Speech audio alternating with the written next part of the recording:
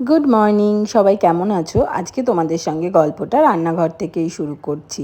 আজকে যেহেতু মঙ্গলবার, আজকে আমাদের ভেজ, তাই ভেজের দিন না খুব চিন্তা ভাবনা করতে হয় যে কি রান্না করব। অবশেষে অনেক ভাবনা চিন্তা করে ভাবলাম ফুলকপির একদম কষা কষা করে একটা তরকারি রান্না করি, আর পটল আলু দিয়ে একটা তরকারি করি। আর রান্নাবান্না করতে হলে সবজিটা তো কাটতেই হবে, তাই জন্য আগে সবজিগুলো কেটে নিলাম। সমস্ত সবজি আমার অলমোস্ট কাটা হয়ে গিয়েছে। আর এখন বর্ষার সময় না, পারলে 2-3 দিন ছাড়া ছাড়া বাজার করলেই ভালো হয়, তাহলে সবজিগুলো একদম ফ্রেশ ফ্রেশ খাওয়া যায়।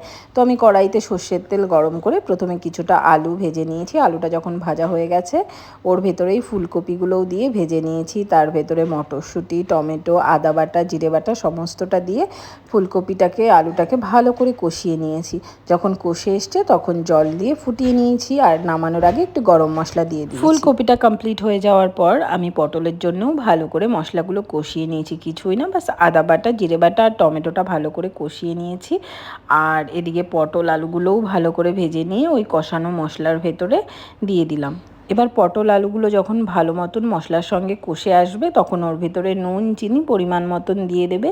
আর মায়াং যেহেতু ঝাল খায় না, তাই আমরা লঙ্কাটা দেই না। আর কিছুটা বড়িও ভেজে রেখেছিলাম, নামানোর আগে সেই ভাজা বড়িগুলো দিয়ে নিয়েছি। ব্যাস এই ছিল আজকে আমাদের দুপুরের লাঞ্চ। পটল আলু দিয়ে একটা নিরামিষ সবজি, ফুলকপি আলুর সবজি। আর এই নিরামিষের দিনগুলোতে না খাওয়া দাওয়ার পরে শেষ পাতে একটু মিষ্টি না হলে ঠিক ভালো লাগে না, তাই নিয়ে নিয়েছিলাম 2টো বরফি।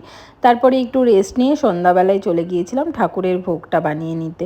আমি না ঠাকুরের জন্য পুরো সপ্তাহের জন্য এরকম বানিয়ে রাখি। দোকান থেকে মিষ্টি কিনে আনাই যায়, তবে নিজের হাতে বানিয়ে ভগবানকে দিলে আলাদাই রকম ভালো লাগে।